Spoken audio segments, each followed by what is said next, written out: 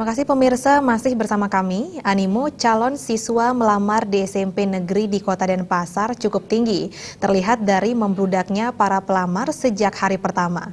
Meski proses penerimaan peserta didik baru secara online sempat terhambat akibat gangguan sistem, tidak menyurutkan antusiasme calon siswa untuk menunggu tahap verifikasi di sekolah pilihan.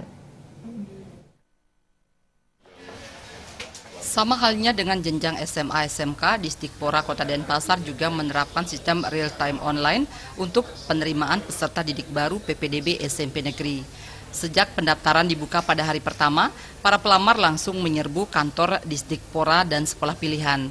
Di kantor Disdikpora Kota Denpasar dikhususkan untuk pendaftaran menggunakan jalur penghargaan khusus dan siswa miskin. Sedangkan jalur reguler atau nilai UN, jalur prestasi dan luar provinsi, proses pendaftaran dan verifikasi langsung dilakukan di sekolah pilihan. Proses verifikasi sempat terhambat akibat gangguan sistem dari pusat. Pasalnya pada form online hanya tertera 3 mata pelajaran, padahal di Bali menggunakan 5 mata pelajaran. Penyesuaian inilah yang membuat sistem dihentikan sementara. Para pelamar pun tampak bersabar menunggu kondisi ini. Sementara terkait kuota penerimaan siswa di masing-masing sekolah, tetap menggunakan pola 60/25/15. Artinya kuota sama dengan SMA SMK, pakai NEM itu 60%, kemudian siswa miskin 15%, penghargaan 5%, dan prestasi 20%.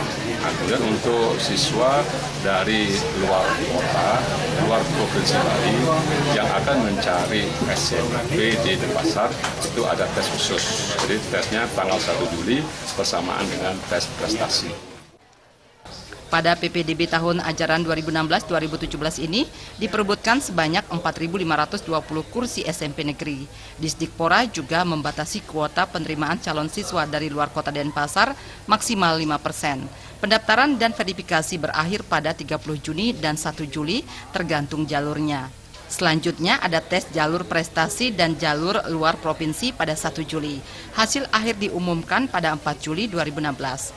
Darmawan, Bali TV.